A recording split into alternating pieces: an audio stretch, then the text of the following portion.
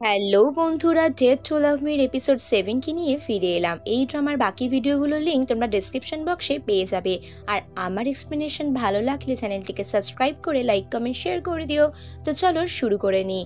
এখানে আমরা গল্পের শুরুতেই দেখতে পাচ্ছি যে হঠাৎ করেই উনবক পালাবার চেষ্টা করছে, কারণ ও এখান থেকে পালিয়ে গিয়ে বহুবার ওর মায়ের খোঁজ করার চেষ্টা করেছে। যখনও অনেক ছেলে মানুষ ছিল মনে অনেক সাহস জুগিয়ে শিয়লে গিয়ে মায়ের ছবি দিয়ে পুলিশের কাছে খোঁজ চালায়, এমনকি বহু বাড়ি বাড়ি গিয়েও খোঁজ করে যে যে জায়গায় ওর মা কাজ করতে পারে বা কোনো রেস্টুরেন্টে গিয়ে খোঁজ করে। এভাবেই খোঁজ করতে করতে একটা রেস্টুরেন্টের মালিক বলে যে হ্যাঁ ওর মা এখানেই আছে। আরও দূর থেকে ওর মাকে দেখতেও পায়, কিন্তু ওকে দেখে ওর মা পালিয়ে যায়। তখন ও মনের দুঃখ থেকে ওর মাকে খোঁজা ছেড়ে দেয়, কারণ ও বুঝতে পারে যে ওর মা ওর সাথে যোগাযোগ করতে চায় না। এইদিকে হংডো ক্যামিলির চাকরি নিয়ে বাইরে বিদেশে চলে যেতে পারে, তার জন্য হংডোর সাথে সমস্ত সম্পর্ক বিচ্ছিন্ন করে দিয়েছে। হংডো বাসে আসার সময় এটাই ভাবতে থাকে যে সবকিছু যেন কত তাড়াতাড়ি বদলে গেল। এরপর উনবকের বাড়ির সামনেও এসে খোঁজ করতে থাকে, ভাবে যে ও আমাকে এভাবে ইগনোর করছে, আমার কি ওর সাথে কথা বলা উচিত। তাই মনটা খারাপ করে বাড়িতে প্রবেশ করে। এদিকে ওর ভাই ওকে সারপ্রাইজ দেওয়ার জন্য অনেক সারপ্রাইজ দেয় যে তুমি প্যারিসে চলে যাচ্ছ, তোমার কেমন লাগছে। কিন্তু এই বিষয়টা নিয়ে ও আর কিছু ভাবতে চায় না, কারণ আনন্দের সাথে সাথে দুঃখ তো আছেই। প্যারিসে গিয়ে যেটা হবার সেটা হবেই। তারপরে সিনে আমরা এখানে দেখতে পাই উনবকের এখানে একটা ইন্টারভিউ চলছে, যেখানে ওর দাদুর সাথে ওর কথা চলছে। বাইরে রিপোর্টাররা ওকে ঘিরে ধরেছে, কারণ এখানে ক্যামিলির এই ফ্যাশন শোটা ওদের গ্রামে হবে কি না এটা নিয়েই একটা দ্বন্দ্ব চলছে। তাই ওর দাদু বলে যে তুমি দেখো যত তাড়াতাড়ি এই ঝামেলাটা মেটানো যায়। তারপরে সিনে আমরা এখানে উনবকের বোন ইবককে দেখতে পাই। ইবককে জুনহো নিজের রেস্তোরাঁয় কাজ দেয়, তো এভাবেই ও নিজে ভালোভাবে লুকিয়ে লুকিয়ে একটা তথ্য খোঁজার চেষ্টা করে। ইবকের এখানে কাজ করতে আসার মূল উদ্দেশ্যই এটা। ও ফোনে এসএমএসে কাউকে একটা বলে যে প্রথম দিন সন্দেহভাজন কিছু খুঁজে পায়নি। এবার এখানে হঠাৎ করে উনবককেও আসতে দেখি। উনবকও জুনহোকে সন্দেহ করে। জুনহো তখন উনবককে দেখে ইবককে লুকিয়ে দেয়, বলে আমি বুঝতেই পেরেছিলাম তুমি তোমার ভাইকে সত্যিটা বলনি। এরপর জুনহো এখানে উনবকের কাছে এসে বলে তুমি কি বলতে এসেছো। তখন উনবক বলে তোমাকে থ্যাংক ইউ জানানো হয়নি, ব্যাস এইটুকুই। ঠিক ওই সময় ইন্সপেক্টর পার্ক ফোন করলে এখানে উনবক নানা অছিলায় বিভিন্ন কথা বলে ওখান থেকে চলে যায়। জুনহোর কাছে এখানে ইবক এসে ধন্যবাদ জানায়। তখন জুনহো বলে তুমি ওকে এভাবে অ্যাভয়েড করছো কেন, কারণটা কি। এখানে ইবক বলে যে আমি যবে থেকেই ফিরে এসেছি তখন থেকে এই জিনিসটা হয়ে চলছে। আরেকটা জিনিস, তুমি গ্রামে বা কোথাও কখনোই বলো না যে আমি এখানে কাজ করি। তারপরে সিনে হংডোকে দেখি। হংডো এখানে ওই ঘটনাটা দেখতে থাকে যেটা ওর ইন্টারভিউয়ের ব্যাপারটা হয়েছে, আর যার জন্য ওর পুরনো অনেক ছেলেবেলার নার্সারি স্কুলের বন্ধুরাও ওকে এসএমএস করছে, একমাত্র এসএমএস করেনি উনবক। এই বিষয়টা সত্যি ওর মন থেকে খুবই খারাপ লাগছে। এদিকে ক্যামিলের সিইও এখানে এক্সাইটেড ছিল যে এই গ্রামে সেংসান গ্রামে কিভাবে অনুষ্ঠানটা অনুষ্ঠিত করবে। এদিকে উনবকও এই ব্যাপার নিয়ে কালচারাল হেরিটেজের সিওর সাথে কথা বলছে।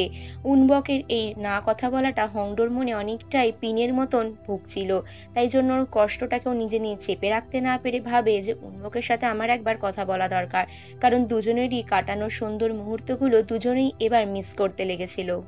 হংডো বাড়ি ফেরার সময় বাসে এটাই ভাবতে থাকে যে গ্রামের মধ্যে আমাকে অপমানের হাত থেকে উনবকই বাঁচিয়েছিল। তার সাথে ওর সাথে কাটানো মুহূর্তগুলো ওর জন্য অনেক অনেক দামি আর প্রিয় ছিল। বাড়ি ফেরার সময় প্রত্যেকটা মুহূর্ত, বাস স্টপেজ থেকে শুরু করে সমস্ত রাস্তা পথঘাট ওদের দুজনের স্মৃতি ছড়িয়ে রয়েছে। এদিকে উনবকও যে ওকে মিস করছে না তা নয়, কারণ উনবক যখন ওর জন্য অপেক্ষা করছিল তখন হংডো ওর অপেক্ষায় সাড়া দিয়েছিল, তাই কি করে ওকে ভুলে যাবে। দুজনেই একইভাবে এখানে দুজনকে মিস করতে থাকে। বাড়ি আসার পর এখানে ইবক কথা বলে। ইবক একটা চিঠি দেখতে পায়, এই চিঠিটা নিয়ে ও পড়তে যায়। তখন চিঠিটা দেখে ওর মনে পড়ে যায় যে ও টিচারের সাথে কথা বলেনি, টিচার ওকে আই লাভ ইউ লিখেছিল। তো তারপরে হঠাৎ করে ওরা দুজনে আবারও মুখোমুখি হয়। তখন এখানে হংডো উনবককে জিজ্ঞেস করে হঠাৎ করে আমাকে এভাবে ইগনোর করছো কেন, তুমি জানো না আমি অনেক কষ্ট পাচ্ছি। উনবক বলে হ্যাঁ আমি বুঝতে পেরেছি, টিচার আপনাকে এভাবে ইগনোর করাটা আমার ঠিক হচ্ছে না। তারপরও ক্ষমা চেয়ে নেয়, বলে আপনি পারলে আমাকে ক্ষমা করে দিন। এবার হংডো ক্যামিলির ব্যাপারটা বলে যে ক্যামিলির জন্য তুমি কি আমাকে ইন্টারভিউটা করেছি বলে তুমি কষ্ট পেয়েছো, আমি আর কখনোই কিছু করব না। তখন এখানে উনবকে ছেলেবেলার কথা মনে পড়ে যায়, যে সকলে ওকে ছেড়ে চলে গেছে, ওর মা, ওর দিদি, সকলেই। তখন ও এখানে নিজের ভুলটা বুঝতে পেরে ক্ষমা চেয়ে নেয়, বলে টিচার আমি সত্যিই ভুল করেছি, আর কখনো আপনাকে ইগনোর করব না। হাঁটু গেড়ে বসে ওর কাছে ক্ষমা চেয়ে নেয়। এতটাই হীনমন্যতায় ভোগে হংডোর, সেটা দেখে খুবই খারাপ লাগে। হংডো তো এটা চায়নি, হংডো যে ফিলিংসটা বোঝাতে চাইছে সেটা উনবক বুঝতেই চাইছে না। ও এখানে আলমারি খুলে লাঠি নিয়ে এসেও বলে আমাকে ধরে মারুন, আপনি যা করতে চান করুন। তখন লাঠিটা ফেলে দিয়ে হংডো বলে এসব নয়, তুমি সরি বলতে চাও তো, মন থেকে চাও, তাহলে তোমাকে আমার 3টি ইচ্ছা পূরণ করতে হবে। আমি তোমাকে যেখানে যেখানে যেতে বলবো তোমাকে সেখানে সেখানে আমার সঙ্গে সঙ্গে যেতে হবে। হংডোর এই অদ্ভুত চাওয়াতে উনবক না বলতে পারে না, বলে আমি তোমার জন্য কি করব। তখন হংডো বলে এটা কিন্তু করতেই হবে, এভাবেই তুমি আমার সাথে একই টেবিলে বসে খেতে হবে, যেগুলো তুমি আজ অবধি করোনি, তাহলেই আমি মন থেকে তোমায় ক্ষমা চাইবো, তখনই তোমার ক্ষমাকে আমি গ্রাহ্য করব। এটা শোনার পর উনবক অনেক কষ্টে রাজি হয়ে যায়, আর এমন একটা ফিল করে যেন ওর হার্ট ফেল হয়ে যাবে। ওকে প্রথমত পাশাপাশি হাঁটতে বলে, কারণ ও সর্বদা পেছনে হাঁটতো, কিন্তু পাশাপাশি হাঁটতে গিয়ে দুজনের হাত লেগে গেলে দুজনেই এখানে অস্বস্তি ফিল করে। তখন উনবক দূরে সরে যেতে চাইলে হংডো বলে এগুলো কি করছো, এটা তো শর্তে ছিল না। তারপর দুজনে একই টেবিলে খেতে বসে। এখানেও উনবকের একটা অস্বস্তি কাজ করছিল, কিন্তু হংডোর শর্ত অনুযায়ী উনবক এটা করেই ছাড়ে। তারপরে দুজনে একই টেবিলে খেতে গিয়েও একটা অদ্ভুত অস্বস্তি ফিল করে। ও বুঝতে পারে না চেয়ার নিয়ে এগিয়ে যাবে না পিছিয়ে যাবে। তারপরে সিন আমরা সেরিয়াংকে দেখি। সেরিয়াং এখানে উনবকের জন্য নাওয়া খাওয়া ছেড়ে দিয়েছে। ওর বাবা মিস্টার লিকে বলে যে আমি এখানে বিয়ে করতে চাই ওকে, ওর টিচারের সাথে প্রেমে না পড়ে যায়। এই কথা অনুযায়ী মিস্টার লি এখানে উনবকের দাদু সোগিয়নের সাথে কথা বলে যে যবে থেকে টিচারকে দেখেছে তবে থেকে আমার মেয়ে নাওয়া খাওয়া বন্ধ করে দিয়েছে, তো আমার মনে হয় ওদের দুজনের বিয়ে দিয়ে দেওয়া উচিত, তাহলে সব সমস্যা মিটে যাবে, আর আমাদের দুই গ্রামের মধ্যে সম্পর্ক ভালো মতন বজায় থাকবে। এটা শোনার পর সগিয়ন সেটাই করে।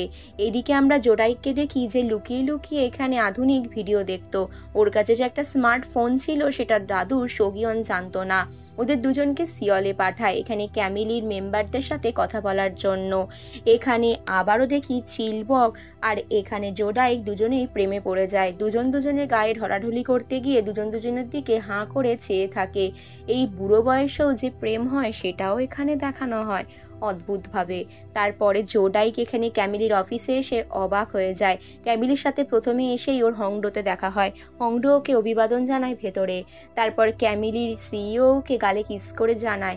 আর এখানে একটা ভালো খবর দেয় জোডাইক যে ওর গ্রামে ওকে শুটিং করতে দেওয়া হবে, কিন্তু কিছু শর্ত আছে। সেই শর্তগুলো হলো সোগিয়ন বলেছে গ্রামের মেম্বারদের ওকে নিজে এসে রাজি করাতে হবে, আর এই চাবিটা দেওয়া হয়েছে যে চাবিটা ওদের গ্রামে সকলেই মেনে নেবে। তারপরে চিলবককে দেখতে পায়। চিলবক দেখে যে গ্রাম এখানে সিওলের সকলেই জোডাইককে দেখে হাসাহাসি করছিল। তাই ওকে বলে জোডাইক তুমি আর একটু দেরি করলে আমি রাস্তায় দাঁড়িয়ে দাঁড়িয়ে ঘুমিয়ে পড়তাম, চলো আমরা গ্রামে ফিরে যাওয়ার আগে এদিক ওদিক একটু ঘুরে বেরিয়ে দেখি। এদিকে ক্যামিলি প্যাকিং শুরু করে। ক্যামিলি ওর সেক্রেটারির কাছ থেকে জানতে পারে যে সিয়ংসান গ্রামে কোনো ওয়াইফাই নেই, তাই ইন্টারনেট না থাকার কারণে ওকে বই পড়া এই সমস্ত কাজের মাধ্যম দিয়ে ওকে বোর্নেস কাটাতে হবে। তারপরে আমরা এখানে দেখি যে চিলবক জোডাইককে অনেক জামা কাপড় কিনে দেয়, যেখানে মূল থাকে ওকে সোয়েটার। তখন বলে তুমি এই জামাগুলো ট্রাই করে এক্ষুনি এসো, আমি তোমায় এক্ষুনি দেখবো। জোডাইক প্রথমে পোশাকগুলো পরতে অস্বস্তি ফিল করে, তারপর ওগুলো পরে বাইরে বেরিয়ে আসে। চিলবক ওর দিকে হাঁ করে চেয়ে থাকে। তারপর ওরা একটা রেস্তোরাঁয় গিয়ে মাংস পর্যন্ত খায়। মাংসের কাটলেট খেতে গিয়ে ওকে এখানে চিলবক কিভাবে মাংসের কাটলেট কাটতে হয় সেটা শিখিয়ে দেয়, কারণ চামচ আর ছুরি দিয়ে কখনোই ও খাবার খায়নি। এইভাবে ওকে নিজের ভালোবাসার অভিব্যক্ত করে, আর যেটা দেখে জোডাইক প্রচুর লজ্জা পেয়ে যায়। ইভেন ওকে টিস্যুও দেয় ওর মুখ মোছার জন্য। যেমন লজ্জা চিলবক পাচ্ছিল ঠিক সেরকমই জোডাইকও পাচ্ছিল। তারপরের সিনে আমরা এখানে দেখি উনবক আর হংডো দুজনে একসাথে বেড়াতে এসেছে। ওকে বলছে টিচার আর কি করতে পারি আমি তোমার জন্য। তখন বলে আমরা দুজনের পেন্টিং বানাই। তখন ওরা দুজনেই যেহেতু কমিক ওয়ার্ল্ডে ছিল তাই ওরা দুজনেই ভালো মতো ছবি আঁকতে জানতো। এখানে হঠাৎ করে হংডোকে এইভাবে বসে থাকতে দেখতে আর চোখ মুখ সমস্ত কিছু লক্ষ্য করতে দেখে উনবকের একটা অদ্ভুত অস্বস্তি ফিল হয়। তখন বলে দেখি তুমি ছবিতে কি এঁকেছো। খাতাটা কেড়ে নিয়ে দেখে যে এখানে উনবক খুব সুন্দর হংডোর ছবি এঁকেছে। তারপরে এখানে হংডো বলে এবার আমার পালা, আমিও তোমার ছবি আঁকি। আর ও এখানে উনবকের একটা সুন্দর স্কেচ বানাতে থাকে। এভাবেই সেদিনের ওদের দিনটা বেশ সুন্দর কাটে। তার পরের সিনে আমরা এখানে হংডোর ভাই হংহাককে দেখি, যেখানে অদ্ভুত ব্যায়াম করছিল। বলছিল যে একজন তান্ত্রিক নাকি বলেছে যেভাবে নিজের ভালোবাসাকে ফিরিয়ে আনা যায়। বেচারা মন মরা হয়ে রয়েছে, কারণ উনা সেদিনের পর থেকে ওর সাথে আর রিলেশন রাখছে না। হংডো খুশি হলে ওর বোন খুশি নয়। তারপরে উনাকে দেখি এখানে উনবকের সাথে দেখা করে বাড়ি ফিরছিল। ঠিক তখনই ও এখানে উনবকের দিদি ইবককে দেখতে পায়, আর ইবককেও এখানে রাস্তায় দেখতে পেয়ে ওর পেছন পেছন ফলো করতে থাকে। উনা এখানে ইবককে ফলো করতে করতে একটা জিনিস খুঁজে পায়।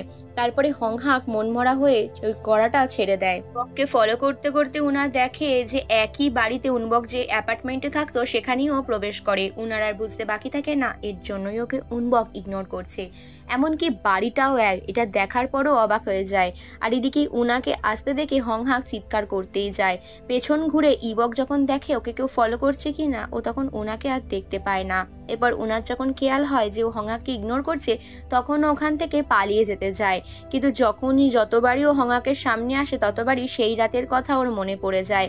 এখানে হংহাক বলে, আমি আর দুর্বল মানুষ নেই, তুমি আমার সাথে প্লিজ কথা বলো। কিন্তু উনা বলে, আমি একটা ভুল কাজ করেছি, সেদিন তোমাকে দেখে আমার দয়া হয়েছিল, তাই জন্য আমি তোমার কাছে গেছিলাম, তোমার সাথে একসাথে ড্রিঙ্ক করেছিলাম। এরপরে উনা রাস্তা পার হতে যেতে গেলে ওর একটা অ্যাক্সিডেন্ট হতে যায়, আর যেখান থেকে হংহাকই ওকে বাঁচায়। তার পরের সিনে আমরা হংডোকে দেখি। হংডো এখানে আজকে অনেক অনেক খুশি। ও এখানে খুশি মনে বেরোতেই যাচ্ছিল, কিন্তু ঠিক তখনই ইবকের ফোনে হাসপাতাল থেকে ফোন আসে। ইবক এসে কান্নাকাটি করে হংডোকে বলে ওর সঙ্গে যাওয়ার জন্য, কারণ ও মানসিকভাবে খুবই বিপর্যস্ত হয়ে গেছিল। হংডো আর ইবক একই সাথে হাসপাতালে যেতে যায়, কারণ এখানে ইবকের মায়ের প্রচণ্ড শরীর খারাপ হয়ে যায়। হংডো একসাথে গিয়ে দেখে যে ওর মা একজন ক্যান্সারের পেশেন্ট, ওর মায়ের অবস্থা খুবই খারাপ। তখন ওর মায়ের কেমো চলছে। ওর মা ছলছল চোখে বলে, তুমি তাহলে আমার ছেলের টিচার। তখন এখানে হংডো নিজের ইন্ট্রোডাকশন দিতে থাকে। তখন বলে ও খুবই ভালো একজন মানুষ। ওর মা যখন জিজ্ঞেস করে ও কি কি খেতে ভালোবাসে আর ও কি করতে ভালোবাসে, তখন হংডো বলে ও তো কার্টুন আর্টিস্ট, ও ছবি আঁকতে ভালোবাসে। তখন ওর মা এখানে আফসোস করে জানলার দিকে তাকিয়ে থাকে। ইবককে এখানে হংডো জিজ্ঞেস করে যে তুমি উনবককে এখনো খবর দেয়নি, কিন্তু ইবক চুপ করে থাকে। তখন হংডো বুঝে যায় যে এখানে ইবক উনবককে কোনো কিছু জানায়নি। কিন্তু ইবক বলে, না সেরকম কিছু নয়, জানিয়েছিলাম, কিন্তু ভাই মায়ের ব্যাপারে কিছু শুনতে আগ্রহী নয়। এদিকে উনবককে দেখি ওই মালের চেঞ্জিং হয়ে যাওয়ার ডিসপুটের ব্যাপারটা নিয়েও ইনভেস্টিগেশন করছে। এখানে শিপিং ম্যানদের কাছ থেকেও জানতে পারে যে সেদিন গাড়ির দরজা খোলা ছিল। এদিকে হংডো শর্ত অনুযায়ী উনবককে বলে, আমার এখনো একটা চাওয়া বাকি আছে, তোমাকে আমি একটা অ্যাড্রেস দিচ্ছি, তুমি এই অ্যাড্রেস অনুযায়ী চলে আসো। এখানে উনবককে ওর মা যে হাসপাতালে ভর্তি ছিল সেখানকার অ্যাড্রেস দেয়, কারণ ওর মা হয়তো মরবার আগে শেষবারের মতন উনবককে একবার দেখতে চায়। তারপর নিজের মেয়ে ইবককে বলে, আমি একবার বাইরে বেড়াতে যেতে চাই। তখন হংডো এসে বলে যে ঠিক আছে। আর হংডো এটাই বলে যে 7 বছর পর আমাদের দেখা হয়েছে, ও খুবই একজন ভালো ছেলে। ওর মা এই আশ্বস্ত করা কথাগুলো শুনে অনেকটাই মনে মনে স্বস্তি পায়। ইবককে অনেক সান্ত্বনা দেওয়ার চেষ্টা করে। ইবক বলে, ভাইকে আমি অনেক বোঝাবার চেষ্টা করেছিলাম, আসলে ভাই হয়তো মন থেকে অনেক কষ্ট পেয়েছে। তারপরে আমরা এখানে দেখি উনবক কথাবার্তা শেষ করে মনে মনে ভাবে যে ওকে হংডো যে অ্যাড্রেসটা পাঠিয়েছে সেখানে যাওয়াই যাক। এখানে হংডোর জন্য অপেক্ষা করছিল, ভাবছিল যে কথা ছিল ওদের একসাথে মুভি দেখতে যাওয়ার, কিন্তু সেটা আর হলো না। তো ঠিক আছে, আগে ওর মার সাথে ওর একবার দেখা করিয়ে দিলে বরং এর থেকে বড় পুণ্যের কাজ হয়তো হবে না। ওর মা এখানে নিজের মুখ ফিরিয়ে নিয়েছে, নিজের জীবন থেকে সরে যেতে চাইছে। তখন ওর মাকে ওরা দুজনে নিয়ে বেড়াতে যায়। আর এদিকে উনবক ট্যাক্সি করে ওই হাসপাতালের সামনে চলে আসে। এখানে উনবকও একটু অবাক হয় যে এরকম একটা হাসপাতালে ওকে ডাকার কারণ কি। তারপরে গিয়ে ওরা দুজনে সামনাসামনি হয়। উনবক আর হংডো দুজনকে সামনাসামনি দেখেই ওর মাকেও দেখতে পায়। তারপরে ফ্ল্যাশব্যাকে একটা ঘটনা দেখি, যেখানে ওরা দুজনের খুব সুন্দর স্মাইল দিয়ে ছবি এঁকেছিল, যেখানে হংডো অনেক খুশি খুশি থাকলো, উনবকের মুখটা দুঃখ ছিল। আর ওরা দুজনেই দুজনের ছবিটা একটা জায়গায় ফটো ফ্রেমে বাঁধাতে দেয়। ছবিটা আসার পর এখানে হংডো বুঝতে পারে যে উনবকের মনে অনেক দুঃখ।